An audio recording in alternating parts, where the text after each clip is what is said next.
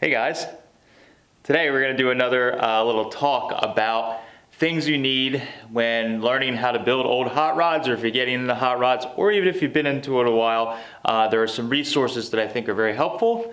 Today we're going old school, so we are compounding on some of the ideas we've been doing with videos you guys have been asking for, like the entry series into crash courses on different hot rod engines, top tools that you need to build hot rods if you're getting into this, and now something that I get a question almost, I don't know, daily or at least weekly about what books to buy, or where can I find this information, or you referenced this book or this magazine, where can I find it? So I went into my library in my home office and kind of dug through. I have like tons of magazines, old books, and I've been collecting this stuff forever. Even though the internet is a really, really great resource for getting, I'd say 80 to 90% of the information you can need, sometimes it is regurgitated over the years, and it is like a 100th party down the line, and the stuff gets kind of watered down. It isn't correct, or maybe is a little different than it was kind of in the old days. So I've gathered together a stack of my favorite books that I think are kind of a must-have, or I think are very helpful from tech information as far as building these old cars go, some of the modifications and hopping up the engines and things. These books covered the old way to do it, and this is what a young guy or gal would have read back in the old day before the internet. He would have bought this book out of the back of Hot Rod magazine and learned how to port his own engine or step a frame or do different things like that. So I've spent years collecting these things, going to auctions, flea markets, estates, and I've gathered these books, and I want to go over them with you guys and kind of tell you why I think they're good, and maybe some of these books will catch your eye and you may want to go hunt for one, or even just buy one right off the internet if you can find one available. So let's jump into it and start with my first one. All right, so a book, or books number one, I'm gonna put a couple of these together here, is what's often referred to as the Ford Green Bible. So this is basically, there's a handful of different ones of these, but the Green Bible is basically a book that is pretty much all the diagrams and part number listings for early Fords. That is basically like a dealer item. So the one that I have, I've had a bunch of these over the years, and I've traded up as I've gone and gotten some that were really rough. I've got a better one here. So the one I have is actually dated November of 1950. So this one covers basically from a Model A 1928 all the way up to 48 Ford cars and 47 trucks. So what's really great about this book is that it has the part numbers. So if you're into hunting parts like I am, and maybe you buy a lot of parts at an auction or a swap meet, or you get some NOS stuff and you can't identify it, and you want to know what it is for resale or just for application sake, this book basically has like all the part numbers and everything. I just opened a random page, but it has all the part numbers in it and a description of what it is. So if you have a part, you can kind of look through here like they would have done in the old days, and you could have looked it up. But the part that's really, really valuable for me, and why I reference this book so often, is it has all these blowout diagrams that give you exactly how things go together and the part numbers for them. So if you're like me and you were not around when these cars were complete enough to actually take one apart and see how everything goes together and comes apart, I mean, I started in this hobby, and I still am, buying junk that was like just all taken apart, and we don't know where all those little clips and special little pieces go. And when you're putting a car back together, it seems like something's not right, and you don't know why, or you don't know how to put it back together. This book is extremely important and is worth its weight in gold because of that. So you can see exactly, even when we get into flathead engines, you can see how things go together, the different part numbers for different year engines. Even suspension, you can see all the different brackets and part numbers. So this is really great. I also use this a lot if there's a part that I'm looking for that's hard to find, and I now know the part number. What you can do is actually put the part number into like eBay or into Google, and sometimes I've actually had luck with the parts popping up on eBay, like new old stock, and the seller doesn't know what the part is, and they just put the part number up, and they don't really know what it is because it's not on the internet. So if you have this book, it's extremely valuable for multiple reasons. So if you can get one of these, they're really great to find. I don't think, as far as I know, that they've been reprinted, so you need to find these at a swap meet, at an estate auction or something like that. I found pretty much all of mine at estate auctions. You go to an old auction that's like a repair shop or an old hot rodder or whatever, or a restoration guy, and they will have this. I mean, these books have been pretty much it if you've been into working on old Fords and ordering parts. Even back in the day, they would have one of these laying around. Now, there are supplementary books that are extremely handy, and I've been trying to collect them as of late. So this is one that I actually got at Carlisle this year that I was really excited about. I think I paid, I don't know, $5 or something for it. Usually stuff's pretty cheap unless you're, it's a sentimental Ford collector, but I think I paid $5 or $10. But this one here is a 1938 to 41 Ford and Mercury. Mercury is the interesting part because you guys may know I got a 39 Mercury recently, and this kind of helps me with some of the parts on there, and I just like to have them in case there's something that the other book doesn't cover. But this book is the same thing, has like a wiring diagram, or not diagram, but it shows you how the wiring is all routed in the car for different things, for the ignition, and so you can see it has all the different things blown up here. Even we have a Stromberg carburetor there that's taken apart and it has part numbers and how it goes together. So these books have a bunch of different stuff. This one is specifically on this era, which is really handy. So if you have a 39 Ford and you want to kind of know all the chassis parts, they call it chassis parts, but as you've seen, there's engine, there are engine and drivetrain stuff as well in here, but there is also body stuff. So I flipped to this page, and this is what made me buy this instantly, is it has like a blow up of all the grill stuff for Mercury. So this here 99A is the prefix for a 39 Mercury. So this gives you the whole front end and all the parts for a 39 Mercury for putting it together, and also a 40. So that's really cool that you can have that stuff. So these books are extremely handy if you can get them. They're hard to find. Generally, I've had best luck finding these pretty cheap at like swap meets and different things like that. A lot of times when they're at auctions and stuff, if you have a bunch of Ford guys standing together, we all kind of are looking for these, and they can get expensive. But again, they are worth their weight in gold. If you need one, it doesn't hurt to step up and buy one, because they will definitely be useful for you and have a ton of information that you can't find on the internet.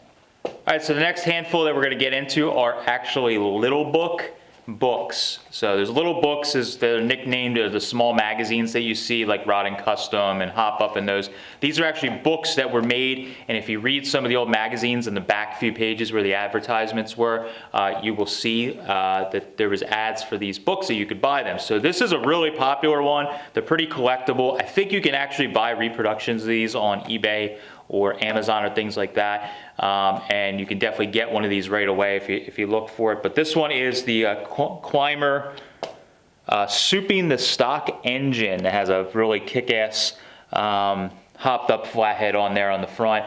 That's really neat. But what this does is this kind of goes over all the basics of how to hop up an engine in general. So this book was written, and I don't know this off the top of my head. Oh yeah, mine's copyright 1950. It may have been made earlier than that, but I think this is an original one. So this was kind of made in the heyday of hot rodding, and it has, so one thing that's really cool on it, if you just like pictures and you're not into reading really in depth all the geeky stuff, is it has things like pictures of old speed equipment that's really obscure and rare. So right there, we have a Riley overhead valve conversion for a B engine there. And so if you've never seen one, there's a photo of one. You know what it looks like. You know what the parts look like. So if you find something, you are now educated on what the stuff is. But it goes into everything from spark plugs and the different plugs and heat ranges, ignition tuning, and it goes over some of the parts and what works and doesn't work. What I think is interesting in this book is it goes over some of the things that you hear these common terms of full house flathead or a square engine and different stuff like that, that if you're just getting into this, and like me, I learned just the basics of mechanics from my father, who was a long-time mechanic, but he wasn't an old school hot rodder from the 50s. He was more a muscle car guy, and like all these terms that you hear when you read the old magazines and you talk to guys, it's all like kind of described in here, so you can really learn what that stuff is in relation to the engines that we're working on with the old school hot rods. So I think that's really neat, but it has everything, pretty much all the obscure like speed equipment and stuff like that. They actually go into the description of what it is and how it works and everything. So for instance, there is an Arden. So it gives you kind of a cutaway of what the Arden looks like and how the components inside work, and it actually just describes how well it works. So there's even some stuff in here that talks about like a 180 crank and some different modifications that were done to like flatheads, and they actually, it's kind of funny when you read them, they'll be like, this doesn't work at all. And this is 1950, and they're like, it doesn't work at all. It's way too expensive for what you get, and anybody that's doing it is probably just a rich guy that's trying to show off by doing something crazy. You can get more bang for your buck for doing this. So there's a lot of like just layman's term stuff that's really cool. So if you can find one of these, Souping the Stock Engine is a really great one. This is one I've read over a bunch of times, and I'm due to read it again. All right, so the next book we're going to talk about is the only modern book on my short list here. Now there is some other books that are out there that are modern that are really great, but I'm kind of just giving my top list here. So this is a book that I reference quite often in videos, and while the information in the book is not 100% like brand new information, it's packaged in an easy to read book that is kind of like your textbook way for a modern guy or gal to build a traditional, just straightforward hot rod. Is the Vern Turdell Bishop How to Build a Traditional Hot Rod book. So you can just tell by the title, it's going to be what you want to read if you're into building like a flathead powered, just basic style hot rod. This book has a ton of great information. Again, I can't stress enough, some of the information in here you actually see in some of these books, and what Vern is doing when he put the book together is that a lot of it's just information, again, that has been passed down over the years. He's kind of found some great ways or kind of straightforward ways to do it that are definitely tried and true, and he's put that in an easy to read package. So I'm not talking down anything he's doing because the information's been printed elsewhere. Like a lot of guys say, everything in hot rodding has pretty much been done if you're doing the traditional hot rod thing. There's just different ways to tweak it, and sometimes there's better ways to do it, and that's covered in this book. So the book covers, like I reference it a lot in videos, the Turdell step, is covered in here, which is a simple way to step the frame. I dance around that subject a lot. We get a lot of videos of people asking me how to do that style step and things like that in videos. And out of respect of Turdell and Bishop, I don't do those videos because you should buy the book. There's a ton of great information in here. They've done a great job of putting the book together, and I just try to be respectful and not do a how-to that takes away buying the book. Now, we show my way of doing some different stuff that is definitely helpful, but this book is going to be your textbook if you're building a simple traditional flathead V8. So it's going to go into, for instance, building headers. It's going to go into gauges and just modifying and putting a gauge panel in like a 32 style dash in a V8. Some of the parking brake. There's even some hop-up stuff that gives you a little information about quick changes, things like that. Like the F1 steering box is a real common thing that we get questions about quite often. This kind of gives you the how-to for doing a F1 steering box in a Model A frame or a 32 frame. Shock placement that's kind of traditional. What shocks to use, how to heat and bend things. Like I cover a lot of this in my videos and how I do it that's applicable to my project. So my stuff is definitely, I change it on every car I do just because I like being creative, but this will give you kind of like a starting point of how to do it, what parts you need. And if you're going to buy any of the books on this list, and you're looking to build a hot rod, you're just starting out, this is the book. This 100% is the book. So definitely this is one of the most important ones. I read through it years ago when I got it. I lent my copy out to a friend, and I can't remember who it was. Never made its way back home. So I don't know, maybe 3 years ago, I bought another copy just to have on the shelf because I do reference this from time to time. It's really great information to have. So that is my next one on the list.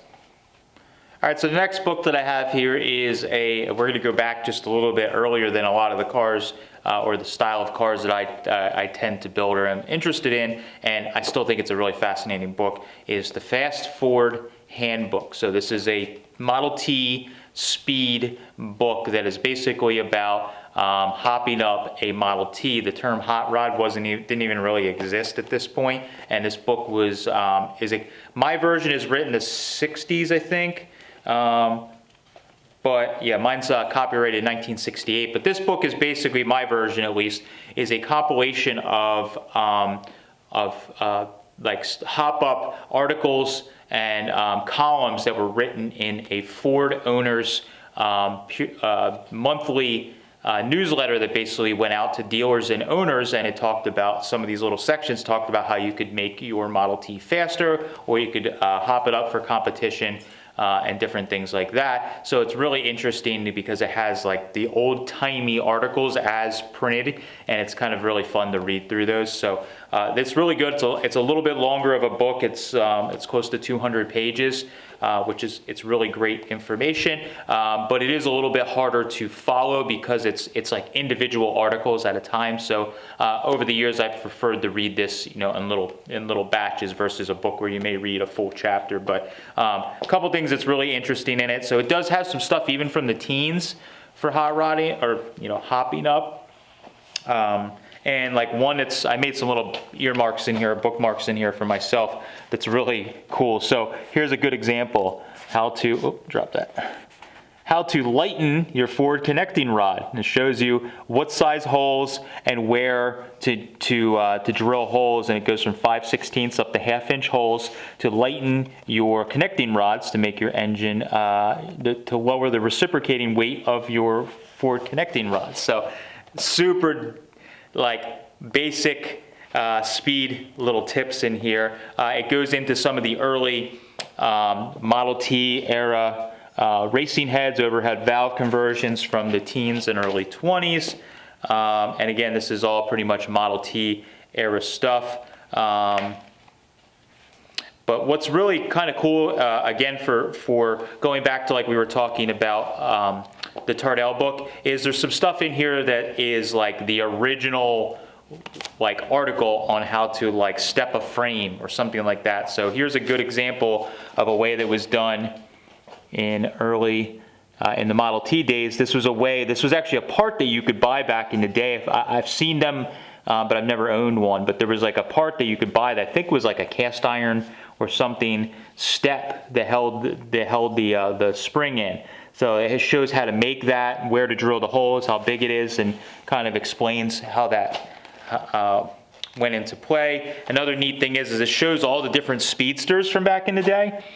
So it shows you all the different brands, Bub Sport, Lamaco.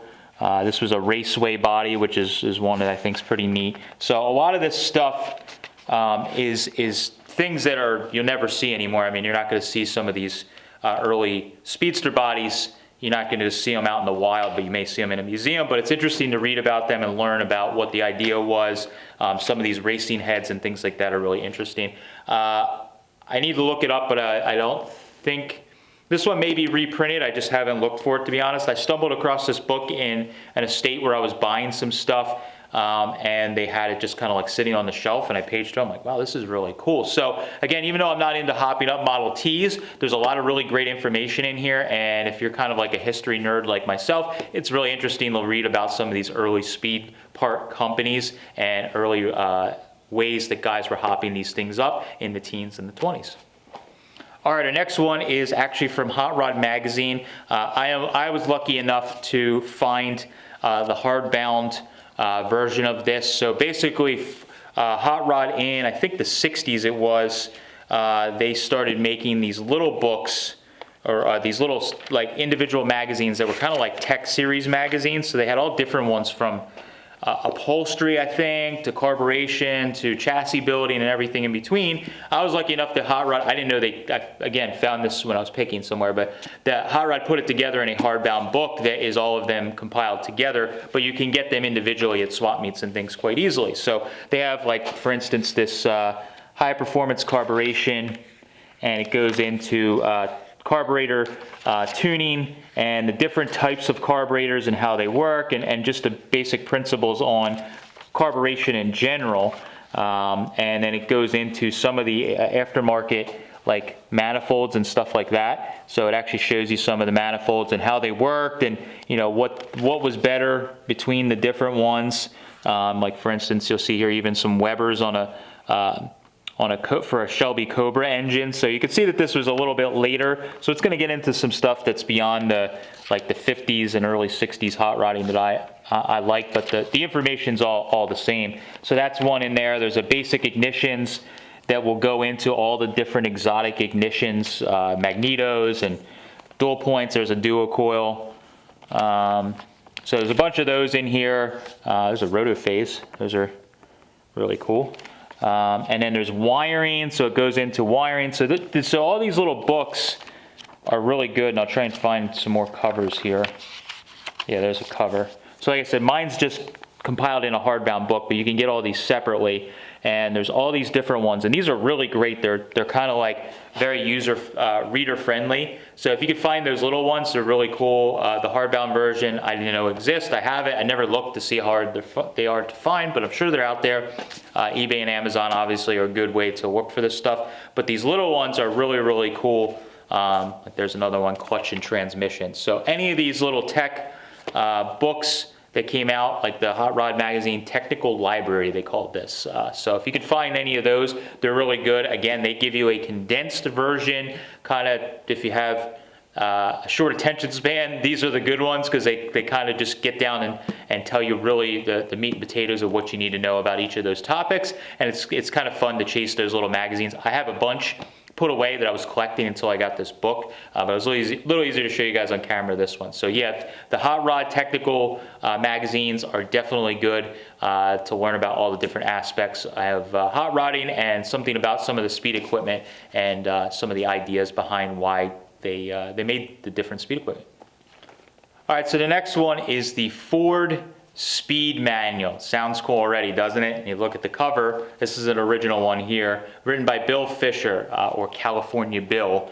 This book was written by, and this actually focuses specifically on hopping up a Ford, all the different aspects of that, and Ford products. So it gets into Model A's, B model motors, Lincolns, you know, the iconic flathead VE, and everything from kind of mildly hopping up a Ford product all the way into exotic race stuff, which is really neat. Now, this book's been reprinted a bunch of times, and when I was actually going through my books, I have a little bit of a addiction to buying old books and magazines, obviously, and I realized that I actually have 2 copies of this book, and I didn't realize it because the covers are so different. So here's the original right here, and here is a reprint that was bought, I'm not sure when, it might even been, it says 2004 possibly, I'm not sure where I got this, but it probably fooled me because this, I'm trying to look, oh, this one was 1995. So this one is a modern times reprint. Looks a little different. The cover's a little different. Now it says California Bills. So what we're going to actually do in this video, if you're watching this video, is comment down below your favorite book out of the list that I talk about in this video, and I'm going to give this one away to one lucky commenter. If you'd like this book, drop a comment down below with your favorite book that I've talked about, and I'm going to give this one away because I don't need 2 of them. But anyways, that's my little giveaway, my little nugget that's in the video for anybody that exited out quickly. They're missing out on a chance to win a free book. So anyways, this engine shows that, like, I really love this one because it goes into like all the really neat tricks that I've heard. Some of the older guys that I've talked to, and I'm always learning from the older guys. You hear some of these little tricks and things that they did to these engines and cars that you're like, that sounds kind of random. Like, where did you get that? Or how does that even work? Well, this covers it. So for instance, one I've heard about is putting a little divider in the center exhaust or header. The center port, exhaust port on a flathead engine is putting a little divider or baffle in there to break up the exhaust coming through, and this actually shows you how to make that baffle to put that in there. So it's pretty cool. Goes into the, explaining how it works. why it's necessary and things like that. It goes into some ways to try and help them run cooler. And it even gets into like some of the Lincolns, how to hop up the big, like Lincoln or big truck flathead V8. And then of course, for anybody that's not into the reading thing as much, there is some great pictures of early hot rods. Which is really cool in here that you can look through and see them. But there is like some of this obscure stuff, like a Nixon intake that fits the big truck and Lincoln engines. Like I've never seen that in my life, but that intake's in there. You know what it looks like. It goes into some stuff for even like real wild, stuff that a lot of us aren't doing for modern day or street driving. There's like how to convert your Stromberg carburetors to running on alcohol and different things like that in it. That's really cool. But overall, it's just a great book. It's a fun one to read because not only is it informative, the pictures and all the stuff are really great, and it even gets into some of the chassis and different stuff like that. So for instance, shows you how to split the radius rods and make a bracket and everything like that. So this is where this stuff was originally published and put in one place. So this is a good one to have. Again, if you want to enter for a book, drop a comment down below, or you can find one just by going online because I believe that's been reprinted many times over.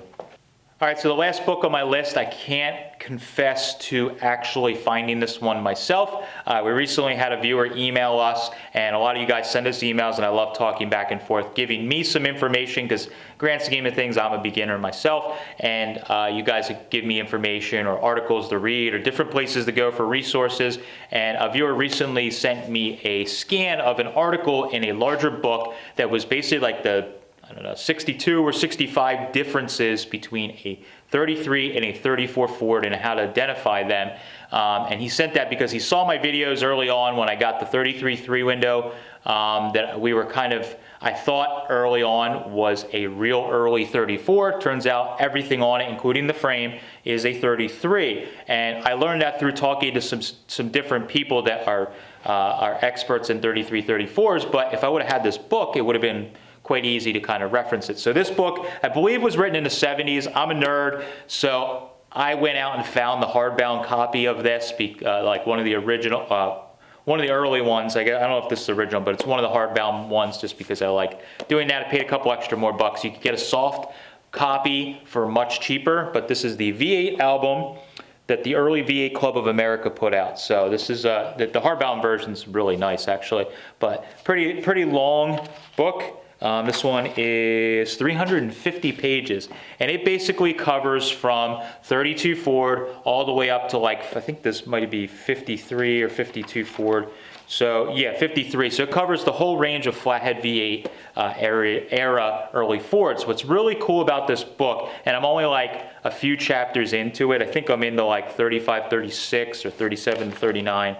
But it gives you all the history of these cars, and for instance, it's got incredible photos in it I never even knew existed. So this is the 33 34 chapter, and it has pictures of the prototype 33 bodies. So this is actually Ford photos of the prototypes that I didn't know existed. So for instance, I think there was 5 prototype 33s that they made before they actually came out with the production one.